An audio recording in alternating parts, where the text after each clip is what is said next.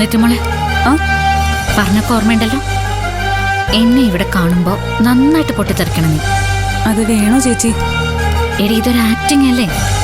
എന്നാലേ ഒരു ഒറിജിനാലിറ്റി ഉണ്ടാവുള്ളൂ. ശരി.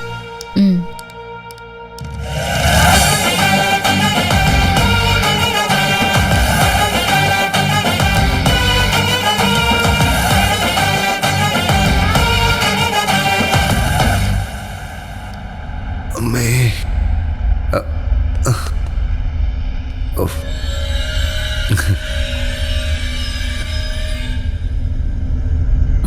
ശരത്തേട്ടാ,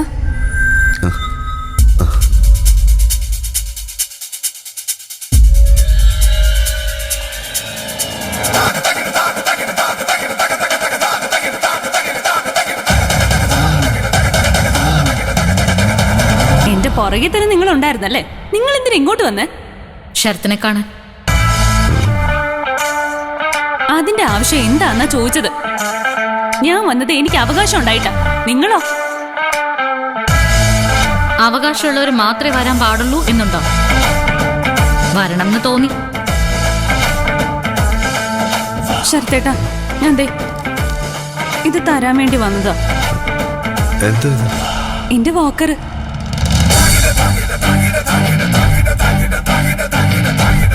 ശരത്തേട്ടൻ എനിക്ക് വാങ്ങിച്ചു തന്നില്ലേ? അതായത് ഇവിടുന്ന് ഡിസ്ചാർജ് ചെയ്യുമ്പോ എന്തായാലും ഇത് വേണ്ടി വരും.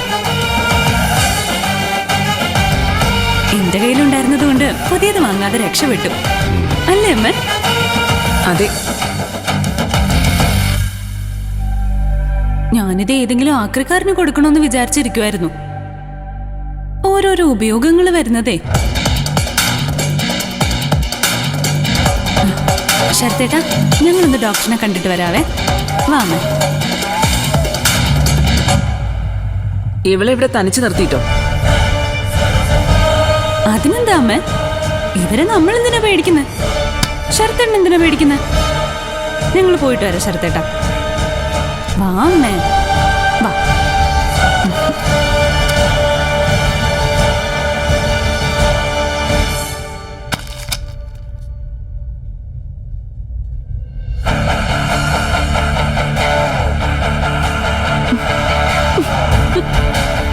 എന്തടിച്ചിരിക്കുന്നെ?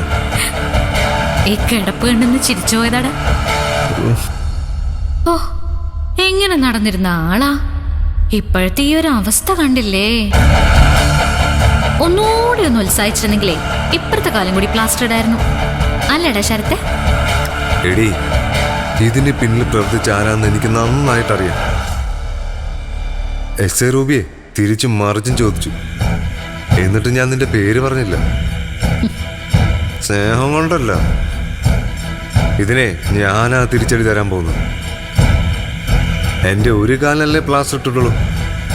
നിന്റെ ദേഹം മുഴുവനും പ്ലാസ്റ്റർ ഇട്ട് ഇവിടെ കടത്തും ഞാൻ. ആ, ഇതിനെയാണ് അഹങ്കാരം എന്ന് പറയുന്നത്. എണീറ്റ് നടക്കാൻ പോലും പറ്റുന്നില്ല, എന്നിട്ടാ പ്രതികാരം ചെയ്യാൻ പോകുന്നത്. എന്നാ കേട്ടോടാ,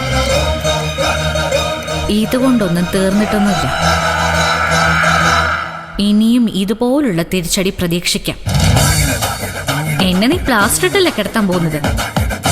നിന്നെ ഞാൻ വെള്ള പുതപ്പിച്ച് കിടത്തും. അതിന്റെ റിഹേഴ്സലാടാ ഇപ്പൊ നടന്നത്. മെയിൻ കളി വരാൻ പോകുന്നതേ ഉള്ളൂ. ഒരുങ്ങിയിരുന്നോ നീ?